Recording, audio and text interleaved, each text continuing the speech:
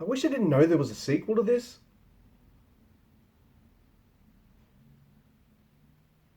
Yeah, I really wish I didn't know going into this one that was already a sequel coming out this year. So I had that in the back of my mind the whole time I was watching this movie, and it did color my views on it just a little bit. But Don't Breathe. So Don't Breathe is a 2016 horror thriller. It's directed by Fede Alvarez, who did the Evil Dead remake a couple of years before this. And I really liked that, surprisingly. I thought it was good. It's not Suspiria remake good, but it's still pretty good. And like that movie, this one stars Jane Levy, but it also stars Dylan Minnette, Daniel Zavato, and Stephen Lang. And it's also written by Fede Alvarez and Rodo Sayaguez. Oh man, so many names that I'm shit at pronouncing. Yeah. It's got a really simple concept. In fact, if you've seen The Collector, it's got a similar vibe. It's pretty different, but it gave me that similar kind of vibe. Where in this movie you have, all right, these robbers want to rob this blind army vet, and they get trapped in the house, and the blind man's chasing them down and all that. I'm sure everyone's seen this already. I'm the only one who hasn't.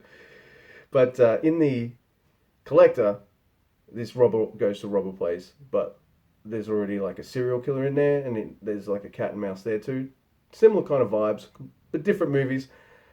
And I really liked the setup in this one. The movies took a little time to build up the characters, which I appreciated, and because the characters were really well done, I didn't mind. So take that into account. A little slow start, and that's fine. It's a 90-minute movie. When shit kicks in, it's going to be kicking for quite a long time, and it does.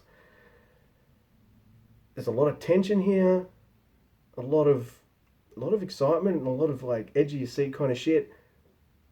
But there's a couple of things that frustrated me when I was watching this movie. I'm like, maybe I'm an asshole, but all right. Well, I'm not robbing a blind army vet, kind of an asshole, but maybe this is just how my asshole brain works. But if I was in a blind man's house and he was hunting me down to kill me, all right, yes, I'll try to escape like they do. But if I can't escape, I'll move the furniture around. I kept waiting for this scene where they like, let's move the furniture around. Yeah, good idea. And they move the couches and shit, and they put shit on the ground to maybe to make the poor old dude, well, he's not a poor old dude, he's a badass, trip over and all that kind of shit.